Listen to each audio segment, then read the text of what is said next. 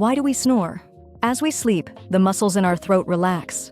When air flows past these relaxed tissues, it makes them vibrate, producing those familiar snoring sounds. Not everyone snores. Factors like sleeping on your back, carrying extra weight, nasal congestion, or genetics can all play a role.